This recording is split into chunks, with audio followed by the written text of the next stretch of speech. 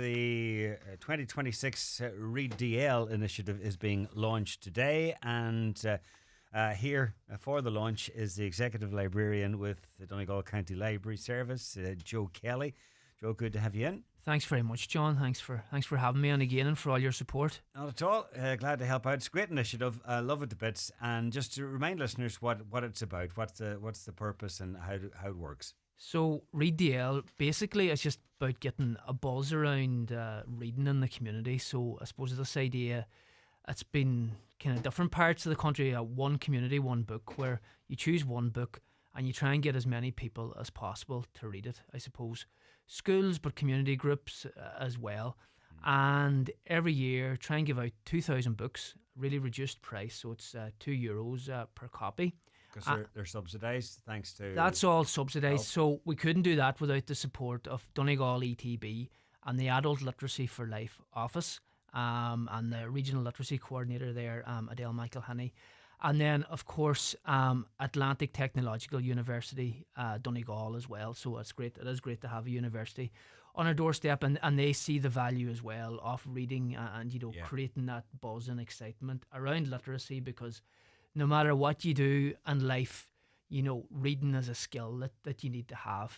Being literate, being able to read, write, it's just so important. And this could spark some young person's interest in reading and in literacy, and it would be just a lesson then that they would take through them the rest of their life. That's it. And maybe it's a case of you haven't found the right book yet, because there's a book for everybody. And I suppose the thing about the Read DL, and you're reading it in school as well, sometimes when you're reading a book together with other people, it can act as maybe kind of a scaffolding.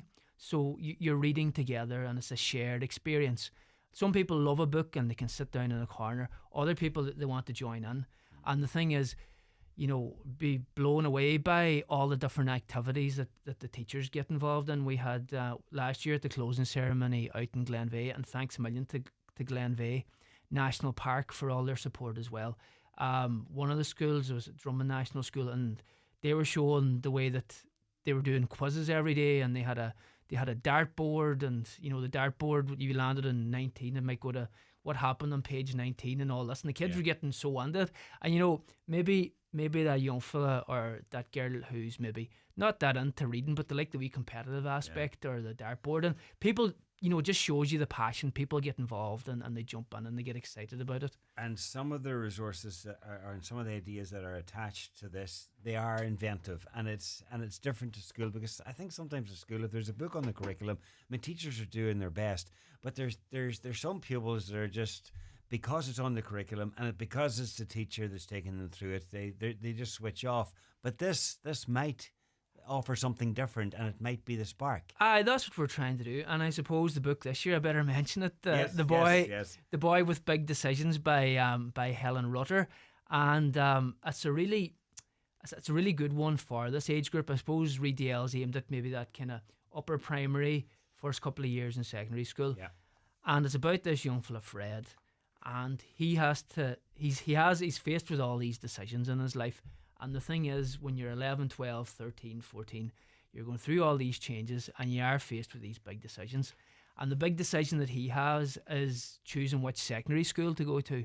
And his parents want him to go to one secondary school. He wants to go to another. And the great thing about the book is, as you're reading the story, you get to a certain page, and at the end of that chapter, Fred has a decision.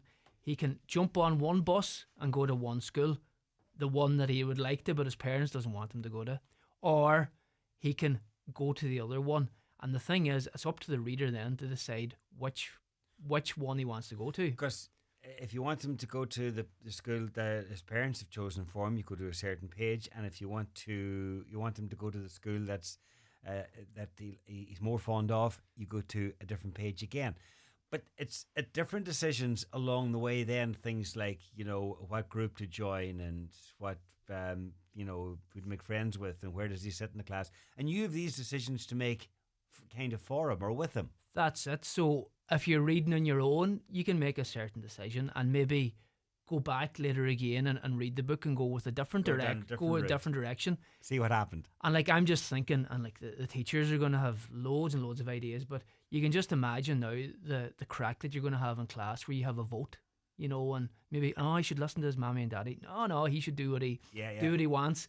And then it's all about as well. Maybe Fred's parents, they're not great listeners and they're not very good at listening to him, and he's trying to tell them what he wants to do, and they're not really listening to him. Yeah. And I suppose it's something that we hear about now, the importance of the voice of the child and listening to the child and what they want to do. And, as adults, we know best. We've been through it, as we think. But, But if we listened, it's surprising what children If know. we listen, and like children have, like, they have a better insight, and they're all kind of digital natives as well, and they know all about things that we haven't a notion about, and that's the thing. So it's about kind of giving him agency or giving him a voice. So the thing is, in the classroom or at home when they're reading the book, you're giving them this agency or this power to make a decision themselves. The other thing as well, I suppose, is kind of maybe themes of the book is like your decisions are important, if you want to go down this road, but also as well, and they do have consequences, but at the end of the day, you can always change, and like it's not the end of the world if you make one decision that's the wrong one.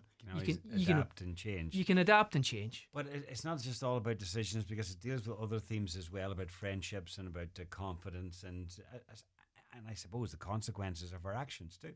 100%, and it's important to know, especially when other people are involved, how you treat people, your friends at school, you're learning for life. And I suppose it's like everything else, if you treat people with respect, you're more likely to get respect back. But then there's peer pressure and all these other things added into it as well. And it can be easier to go with a crowd when maybe that's not what you want to do yourself. So it's all the big questions, but look, the book's good fun as well. It's not teaching. It's a bit of crack, and we want to get that buzz around the reading going.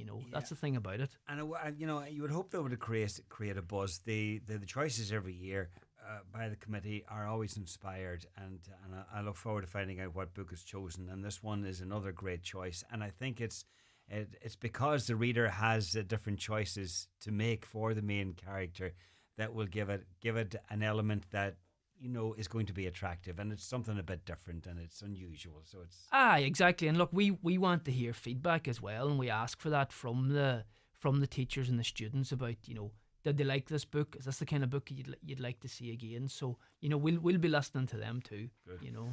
Okay, so many of the books are already out there. A lot of schools would have applied, and reading clubs and people who are been homeschooled and all the rest of it, but there's still many books available. There's still lots of books available. So it would have opened up this morning. Now word would have gone out to every school in Donegal by post and by email as well. So it opened this morning at 9:00. But it's just great, John. Thanks a million to have this opportunity, to get the word out there, because so many people are listening to Highland, and even people who aren't in schools. If you want to read the book, you can call into your library. We'll have copies in every single branch as well. And I suppose I just like to ask you to maybe officially launch it now as well. Well, now it is officially launched. That's what you want to hear. You can hear it. It is officially launched. Read DL 2026, and I'm glad to be part of it. So people can buy the book for the subsidised price of just €2. €2 if you go on to the website. Amazing value. It's really good value. And then you can borrow it as well from your library if you want. There's going to be creative writing competition as well. That'll be announced further on. And I suppose it's not an accident that we choose this time of the year for Read DL, because it's like a new year, a new start coming into spring as well. Try and get a habit, maybe the habit of reading something that you want to get into. And then there's other dates coming along, like Ireland Reads is a Saturday the 28th of February. That's like a national reading day. It's World Book Day on Thursday the 5th of March. Everybody who signs up, who registers, they'll be able to go to a webinar to meet the author Helen Rutter. So you'll be able to join in. I know in previous years we tried to get the author to visit Donegal, And I suppose this year we thought, look, if we do it online, everybody has a chance. Because we can't do that when the places are limited. And then we'll have the closing ceremony on the 26th of March. Look, once you get the books, and we'll hope to get the books, we have to get the registration sorted and all the rest and get them boxed up and get them ready for people. As soon as you get them, you can start reading them. You know, there's no, we're not putting a block on anybody get reading, and it'll carry on then until the end of March. Yeah, well, hopefully between now and then there'll be a lot of reading and a bit of debate and a bit of talk and some fun and games as well, because there's plenty of ideas on there for teachers and for anyone that's reading the book to participate in. And that's what we want. We want people to be talking about the book and talking about reading in general, because, you know, we'll be talking about football and we'll be talking about the latest show on Netflix. So we just want to create that buzz where people are talking about books, and then people are talking about books. Books are relevant. It's something that's important, you know. And as I said before, just getting into that habit of reading, someone's going to stay with you. It's really good this time of year as well. We're thinking about, you know, mindfulness and your mental health. You know, there's nothing better to relax and calm down than just read that couple of pages. Immerse yourself in a book. Immerse yourself in a book, exactly. And in this case, a good book, The Boy with Big Decisions, written by Helen Rutter. And if you want more information, or if you want to register or get the details on everything that goes with this initiative, it's readsdonegal.com. That's it, John. Thanks very much. All right, Joe, pleasure. And we'll see you for the closing ceremony. Look forward to it, and thanks again for the support, John. Thank you.